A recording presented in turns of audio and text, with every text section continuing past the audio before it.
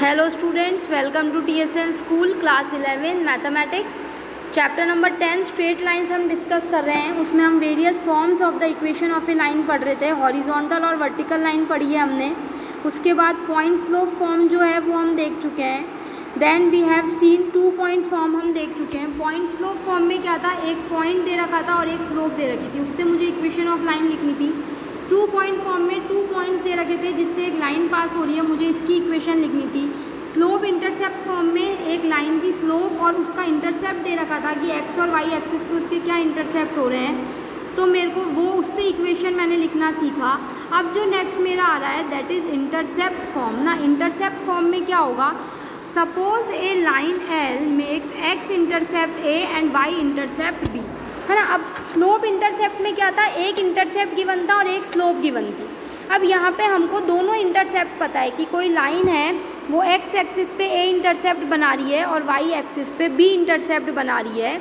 Obviously L meets x axis at the point L. जो line L है वो x axis को ए पे मिल रही है और वाई एक्सिस को बी पे। तो इसके कोऑर्डिनेट्स क्या हो गए, a,0 और इसके हो गए स्टूडेंट 0, b। अब मेरे को 2 पॉइंट्स मिल गए तो 2 पॉइंट फॉर्म से मैं इक्वेशन ऑफ लाइन लिखूंगी। y minus 0 is equals to b minus 0 upon 0 minus a into x minus a. जैसे इसको सॉल्व करेंगे ये क्या हो जाएगा, a y is equals to minus B x plus a upon B.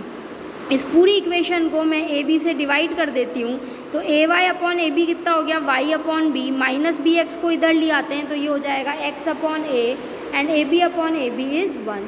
तो ये क्या हो गया, X upon A plus Y upon B is equals to 1। Thus equation of the line making intercepts a and b on x and y axis respectively is x upon a plus y upon b is equals to 1. Now let's come to example number 10. Example number 10 क्या कह रहा है, देखो, find the equation of the line which makes intercept -3 and 2 on the x and y axis। यानी ये मेरी a की value है और ये मेरी b की वैल्यू है। सिंपली इसके अंदर मुझे वैल्यू पुट करनी है तो क्या हो जाएगा, x upon -3 plus Y upon 2 is equals to 1। इसका एलसीएम ले लेते हैं, -3 तो इसका एलसीएम हो जाएगा 6, 3 और 2 का माइनस साइन तो मैं ऊपर भी काउंट कर सकती हूँ। तो ये हो गया -2x plus 3y is equals to 6। तो ये कितना हो गया मेरे पास, इसको उधर ले जाऊँ, ये तो कैंसिल आउट हो गया, 2x को उधर ले जाते हैं, 2x minus 3y plus 6 is equals to 0। Clear है स्टूडेंट्स।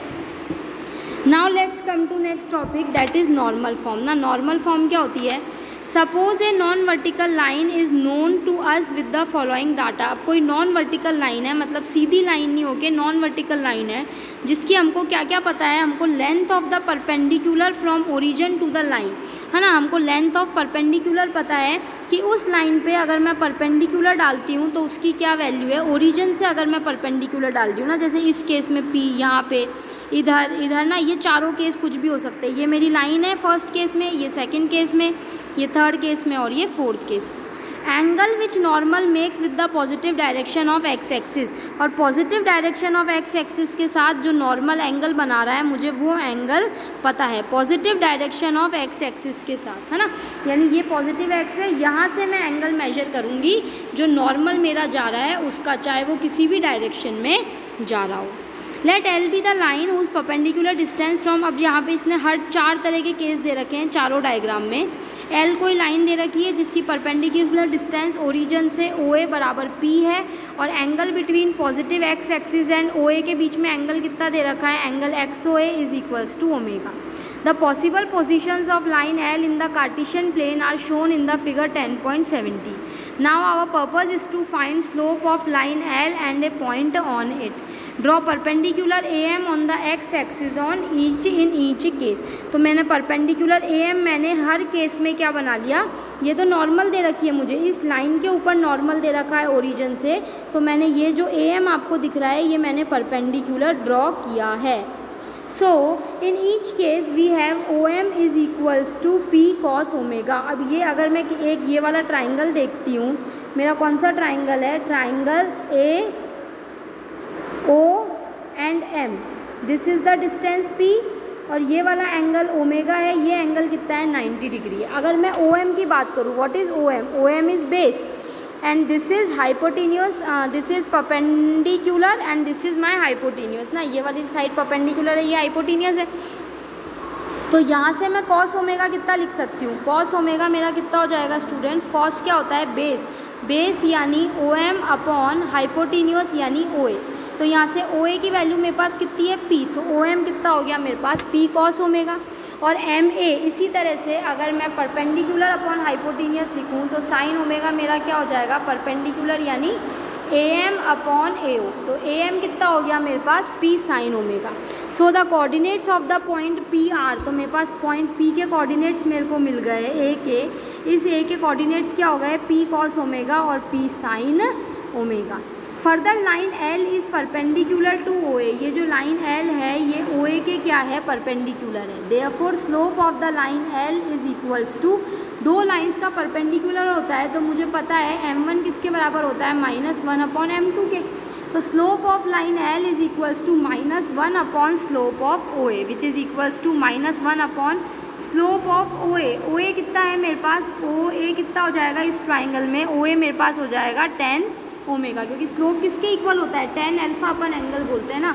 तो slope of O A is equals to -1 upon 10 omega, और 10 क्या होता है 10 is equals to sine upon cos. तो साइन अपॉन कॉस लिखेंगे तो ऊपर जाके कॉस और नीचे हो जाएगा साइन। तो दस the line L has slope minus cos upon sine omega and point A on it, therefore by point slope form. अब मुझे स्लोप पता चल गई और पॉइंट पता चल गया, तो मैं स्लोप पॉइंट स्लोप फॉर्म से मैं इस लाइन की इक्वेशन लिख दूंगी that y minus p sine omega is equals to minus cos omega upon sine omega x minus p cos omega. इसको क्रॉस मल्टीप्लाई करके मैंने सॉल्व कर लिया, तो ये हो गया x cos omega plus y sine omega is equals to p sine square omega plus cos square omega. तो sine square plus cos square is 1, तो ये हो गया x cos omega plus y sine omega is equals to p। Hence the equation of the line having normal distance p from the origin and angle omega which the normal makes with the positive direction of x-axis is given by x cos omega plus y sin omega is equals to p। Clear है students. तो अगर कोई normal की length हमको given है तो उसकी हम इक्वेशन ऐसे निकालेंगे, जैसे एग्जाम्पल नंबर 11 देखते हैं। Find the equation of the line whose perpendicular distance from the origin is 4 units, है ना। वो इक्वेशन निकालनी है जिसकी परपेंडिकुलर डिस्टेंस कितनी दे रखी है मुझे 4 यूनिट्स ओरिजिन से, and angle which the normal makes with the positive direction of x axis is 15 degree, यानी पी कितना दे रखा है 4 और ओमेगा कितना दे रखा है 15 डिग्री। अब सबसे पहले कॉस ओमेगा और साइन ओमेगा निकालती हूँ, तो कॉस ओमेगा कितना हो जाएगा कॉस 15 डिग्री। कॉस 15 डिग्री की वैल्यू कितनी होती है √3 + 1 अपॉन 2√2, एंड साइन 15 डिग्री की वैल्यू होती है √3 - 1 अपॉन 2√2। ये आप 10th क्लास में निकाल के आए हैं कि हम कैसे निकालते हैं इसकी values, otherwise you have to learn these values. तो अब इस चीज़ों को मैं यहाँ लिख देती हूँ, तो ये हो जाएगा x cos 15 degree plus y sin 15 degree is equals to 4। तो x cos 15 डिग्री की मैंने वैल्यू रख दी √3 + 1 upon 2√2x plus √3 - 1 upon 2√2y is equals to 4। तो √3, अब 2√2 मैं कॉमन ले लेती हूँ, एलसीएम ले लेती हूँ, तो ये हो गया √3 + 1x प्लस √3 - 1y, और 4 × 2√2 कितना हो जाएगा 8√2। 4 × 2 is 8 which is equals to 8√2। Clear है स्टूडेंट्स। इसी तरह से एग्जाम्पल नंबर 12 देखते हैं। व्हाट इज़ एग्जाम्पल नंबर 12, क्या कह रहा है, the Fahrenheit temperature F and absolute temperature K satisfy ये लीनियर इक्वेशन। दो टेम्परेचर दे रखे हैं F और K, वो दोनों किसी लीनियर इक्वेशन को क्या कर रहे हैं सेटिस्फाई कर रहे हैं। Given that K is equals to 273 when F is equals to 33 and that K is equals to 373 when F is equals to 212, express K in terms of F and find the value of F when K is equals to 0। तो मैं मान लेती हूँ कि F मेरा x axis पे है और जो K है वो मेरा y एक्सिस पे है। तो मेरे को दो पॉइंट्स गिवन है, एक तो 32,273, क्योंकि K को मैंने कहाँ लिया है y पे, तो K का बाद में लिखूँगी पहले F, और एक पॉइंट है मेरा 212 और 273। तो मुझे K को F की टर्म्स में एक्सप्रेस करना है, यानी दो पॉइंट गिवन है, तो 2 पॉइंट फॉर्म से मैं F और K के बीच में इक्वेशन लिख दूंगी। तो ये क्या हो जाएगा K - 273 is equals to y2 - y1, यानी 373 - 273 upon x2 - x1 into F - x1। तो ये इक्वेशन हो गई। जैसे इसको सॉल्व किया ये कितनी आ गई, k is equals to 5/9 f minus 32 plus 273 which is the required relation.